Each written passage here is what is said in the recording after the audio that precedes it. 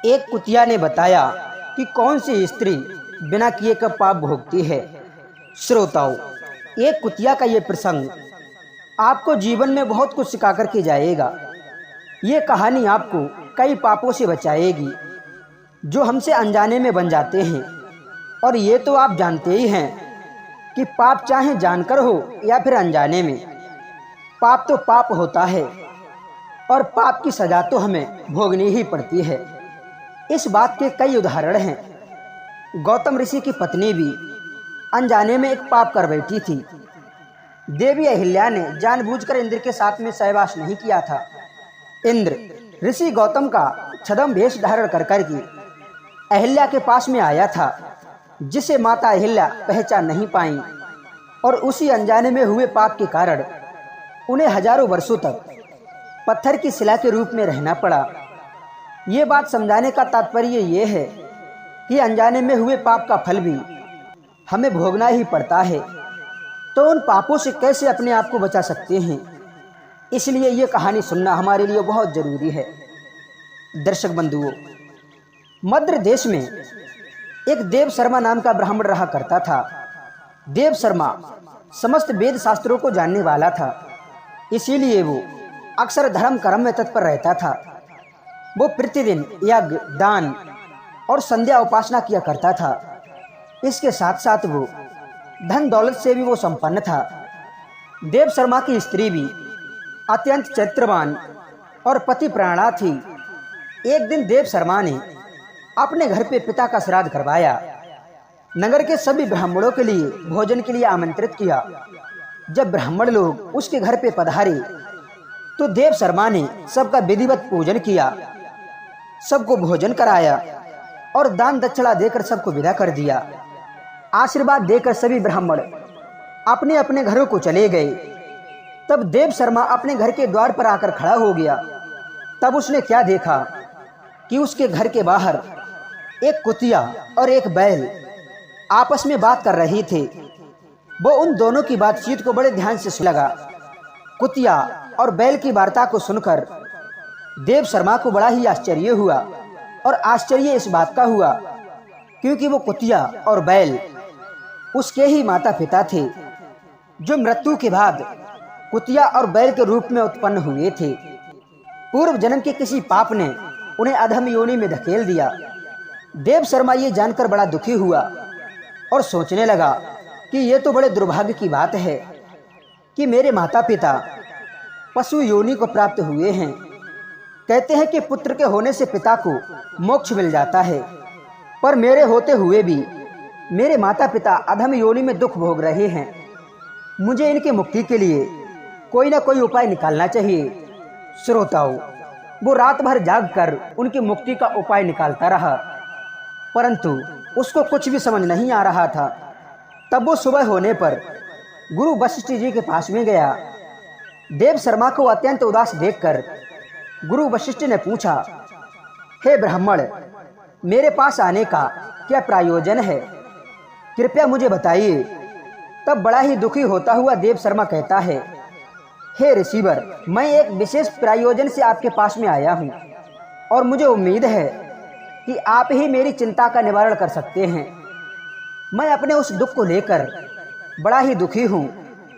तब वशिष्ठ मुनि बोले, हे ब्राह्मण, आप अपनी चिंता को निसंकोच होकर मुझसे कहिए, मैं उसका कोई अवश्य ही समाधान बताऊंगा।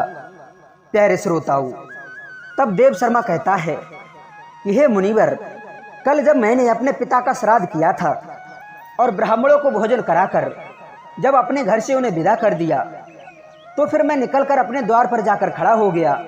इतने में मैंने वहां पर देखा कि एक कुतिया और एक बैल आपस में बतला रहे थे। कुतिया ने बैल से इस प्रकार कहा, हे स्वामी, आज मेरे साथ में जो घटना घटी उसे आप ध्यान से सुन लीजिए। वो कुतिया उस बैल को अपने पति रूप में संबोधित कर रही थी। तब बैल ने कहा, हाँ हाँ, क्यों नहीं, मैं तुम्हारी बात अवश्य सुनूंगा। बताओ, आज तुम्हारे साथ में क्या हुआ था? तब वो कुतिया कहती है, हे प्राणनाथ, आप तो जानते ही हैं कि मैं पूर्व जन्म में देव शर्मा की माँ थी।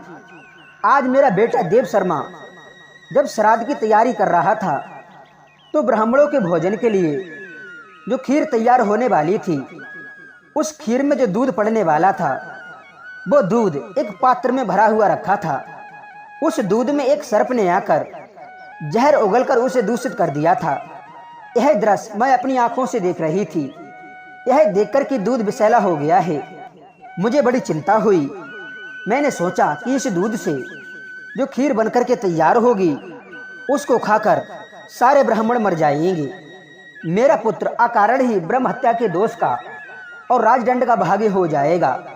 यही सोचकर मैंने उनको दिखाते हुए उस दूध में मुंह डाल दिया। दूध तो मैंने भी नहीं पिया, क्योंकि वो दूध विषैला था। मैंने तो मात्र उसमें अपना मुंह डाला था, ताकि उनको लगे कि दूध कुतिया ने दूषित कर दिया है। मैंने तो अपने विचार से बहुत अच्छा किया, पर उधर बहू ने देखा कि मैंने दूध में मुंह डालकर सारा दूध खराब कर दिया है। यह देखकर वो एकदम से गुस्से में भरी और डंडा लेकर बड़ी ही बेरहमी से मुझ पर टूट पड़ी। उसने निर्दयी बनकर मुझे इतना मारा कि मेरा अंग तक भंग हो गया। मेरी एक टांग में बड़ी चोट आई है, इसी कारण मैं ठीक से चल नहीं पा रही हूँ। लड़खड़ाती हुई मैं जैसे तैसे चलकर आपके पास तक आ पाई हूँ। क्या करूँ, मैं बड़ी दुखी हूँ। मेरे शरीर में बहुत पीड़ा हो रही है। मुझे समझ नहीं आ रहा है कि मुझे किस बात की सजा मिल गई। मैंने तो उस दूध को बिगाड़कर ब्राह्मणों की जान बचाई थी और अपने पुत्र देव शर्मा को राजदंड से बचाया था।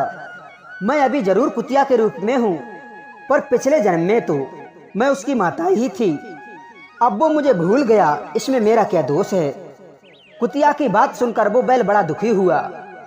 बैल बोला कि प्रिय, अब मैं तुझे अपने दुख की बात बताता हूँ, ध्यान देकर सुनो। मैं भी इस ब्राह्मण का पूर्व जन्म में पिता था। आज मैं भी किसी पाप के कारण बैल बनकर इसी के घर में आ गया हूँ, पर दुर्भाग्य देखिए, आज इसने सभी ब्राह्मणों को स्वादिष्ट भोजन कराया। अधिक मात्रा में इसने अन्न का दान किया, किंतु मेरे आगे न इसने घास रखी न चारा। इसी बात को सोचकर मुझे बड़ा दुख होता है। कल तक हम जिस घर के मालिक मालकिन थे, आज हमारे ही पुत्र और पुत्रवधू हमारे साथ में ऐसा व्यवहार कर रहे हैं। कितना मतलबी है ये संसार।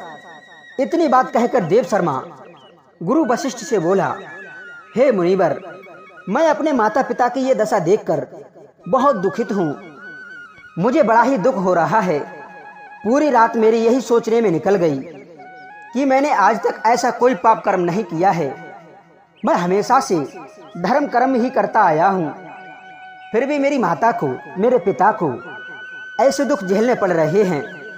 हे मुनिवर, आप तो त्रिकालदर्शी हैं, कृपया मेरे माता पिता का पूर्व जन्म देखकर बताइए कि उन्होंने ऐसा कौन सा पाप किया है जिसके कारण उनको पशु शरीर में आकर ये दुख सहना पड़ रहा है, और उनके मुक्ति के लिए मुझे क्या कर्म करने चाहिए।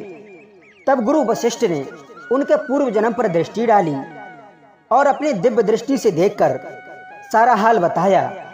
गुरु वशिष्ठ कहते हैं कि हे देव शर्मा, तुम्हारे माता पिता ने पूर्व जन्म में घोर पाप किया था। उसी पाप से तुम्हारी माँ कुतिया और तुम्हारा पिता बैल बन गया है।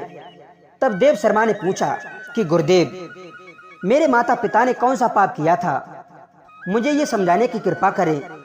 तब गुरु वशिष्ठ कहते हैं, हे ब्राह्मण, तुम्हारा पिता जो इस समय बैल योनि में है, वो अपने पूर्व जन्म में एक ब्राह्मण ही था। उन्होंने एक दिन एकादशी का व्रत किया था, और व्रत वाले दिन तुम्हारे पिता ने ना तो कोई दान किया, ना द्वार पर आई हुई गौओं को भोजन कराया। इसने अपने पितरों का भी श्राद्ध नहीं किया था। तुम्हारे पिता ने अपनी स्त्री के साथ मासिक धर्म में होने पर भी सहवास कर लिया था। इसी पाप के कारण आज ये बैल की योनि को प्राप्त हुआ है। अब मैं तुम्हारी माता के बारे में बताता हूँ। तुम्हारी माँ ने रजस्वला होते हुए भी भोजन बना करके खिलाया था। मासिक धर्म के दौरान ही इसने भगवान की पूजा अर्चना की थी। रजस्वला स्थिति में इसने तुलसी पर जल चढ़ाया था। इन्हीं कारण से इसे महापाप लगा है। शास्त्र कहते हैं कि मासिक धर्म के समय स्त्री 3 दिनों के लिए अपवित्र दिशा में पहुंच जाती है, उस समय पूजा पाठ जैसे कार्य उसे नहीं करना चाहिए। इन दिनों में उसे सिर के बाल भी नहीं धोना चाहिए। यदि वो अपने बालों को धोती है तो कहते हैं कि उसके पति की आयु क्षीण होती है। मासिक धर्म के समय शुद्ध वस्तुओं को नहीं छूना चाहिए, यहाँ तक कि पेड़ पौधों को भी स्पर्श नहीं करना चाहिए। जो पुरुष रजस्वला स्त्री के साथ में समागम करता है वो ब्रह्म हत्या के पाप का दोषी कहलाता है। रजस्वला स्त्री के शरीर में 3 दिनों तक ब्रह्म हत्या निवास करती है। चौथे दिन ही वो स्नान करके अपने बालों को धोकर पवित्र होती है। जब वो मासिक धर्म के बाद स्नान कर ले तो सबसे पहले उसे अपने पति का ही दर्शन करना चाहिए, अन्य पुरुष को ना देखे। यदि पति समीप ना हो तो सूर्य देवता का दर्शन करे। इसी पाप के कारण देव शर्मा के माता पिता अधोगति में चले गए। तब देव शर्मा ने पूछा कि गुरुदेव, अब मेरे माता पिता उन पापों से निवृत्ति कैसे होगी? तब गुरु वशिष्ठ से उनकी मुक्ति का उपाय बताते हैं कि हे वत्स, यदि किसी के पूर्वज अपने पापों के कारण अधोगति में गिर जाते हैं तब उसके किसी वंशज को उनके नाम से दान धर्म करना चाहिए। और गौदान का महत्व बहुत बड़ा बतलाया है और गौ की सेवा करनी चाहिए। समस्त जीवों पर दया का भाव रखना चाहिए। गुरु वशिष्ठ के मुख से उपाय सुनकर देव शर्मा ने वही किया। उधर उस बैल ने कुतिया से पूछा कि हे प्रिय, मासिक धर्म में निषेध कार्यों को करने के कारण तुम्हें ये शरीर प्राप्त हुआ है। इन्हीं दोषों में संलिप्त होने के कारण मेरी भी दुर्गति हुई है। मैं ये जानना चाहता हूँ कि स्त्री जब रसुला होती है तो उस समय ये पाप क्यों लग जाता है? क्यों विधाता ने स्त्री को इस अवस्था में पहुंचाया है? स्त्री का क्या दोष था? तब देव शर्मा की माँ वो कुतिया कहती है, हे प्राणनाथ, इसके पीछे एक बड़ा कारण है। एक बार देवराज इंद्र ने अपने गुरु विश्वरूप का अपने वज्र से वध कर दिया था। किसी बात पर देवताओं के गुरु बृहस्पति नाराज हो गए थे। गुरु का मार्गदर्शन न मिलने के कारण असुर देवताओं पर भारी पड़ने लगे। उन्होंने मौका पाकर देवताओं पर आक्रमण कर दिया। उन दिनों काल के राक्षस के साथ मिलकर मृतासुर असुर ने देवताओं का जीना दूभर कर दिया था। गुरु की अनुपस्थिति में इंद्र ने तुष्टा ब्राह्मण के पुत्र विश्वरूप को अपना गुरु बनाया था। विश्वरूप के 3 मुख थे। उसकी माता एक असुर कन्या थी, इसलिए वो मन ही मन असुरों का भी भला चाहता था। जब वो देवताओं के लिए यज्ञ किया करता था तो उसमें एक आहुति राक्षसों की भलाई के लिए भी लगाता था। ये बात इंद्र को पता चल गई कि विश्वरूप गुरु तो देवताओं का है पर वो मन ही मन असुरों का भला चाहता है। तो इंद्र ने अपने वज्र से अपने गुरु का वध कर दिया। गुरु हत्या करने के कारण इंद्र को ब्रह्म हत्या ने घेर लिया था। ब्रह्म हत्या इंद्र को निगलने के लिए उसके पीछे पड़ गई और ब्रह्म हत्या के डर से इंद्र भागकर एक सरोवर में एक कमल की नाल में जाकर के छिप गया। ब्रह्म हत्या से इंद्र को मुक्ति दिलाने के लिए ब्रह्मा जी ने ब्रह्म हत्या को 4 भागों में बांट दिया। एक भाग अग्नि को दे दिया, दूसरा भाग जल को दे दिया जो काय के रूप में विद्यमान है। उन्होंने कहा, जो कोई जल में मलमूत्र त्याग करेगा उसे ब्रह्म हत्या का पाप लगेगा। तीसरा भाग पेड़ पौधों को दे दिया। जो मनुष्य अकारण पेड़ वृक्षों को काटता है उसे ब्रह्म हत्या का पाप लगता है। चौथा भाग स्त्रियों को दे दिया और कहा कि जो पुरुष रजस्वला स्त्री के साथ संबंध रखेगा उसे ब्रह्म हत्या का पाप लगेगा। उसी ब्रह्म हत्या के कारण स्त्रियों को हर माह मासिक धर्म का कष्ट होता है। जो पुरुष उस स्थिति में स्त्री को छूता है उसे पाप लगता है और जो स्त्री मासिक धर्म के समय निषेध कामों को करती है वो भी पाप की भागिनी होती है। इस प्रकार इंद्र के पाप को स्त्रियां भोग रही हैं।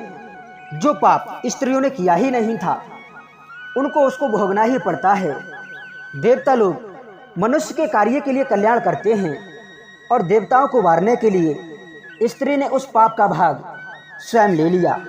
इसलिए स्त्री को जगत कल्याणी कहा जाता है, इसीलिए वो महान है। स्त्री ने स्वयं कष्ट सहकर जगत को सरल करने का काम किया है। प्यारे श्रोताओं, मैं उम्मीद करता हूं कि ये कहानी जरूर पसंद आई होगी। तो चलिए अपनी राय कमेंट में दीजिए और हमें बताइए कि आपको ये कहानी कैसी लगी। हम आपको मिलते हैं एक नई ज्ञान चर्चा के साथ नेक्स्ट वीडियो में। आप सभी श्रोताओं को बहुत बहुत धन्यवाद। जय श्री कृष्ण, राधे राधे।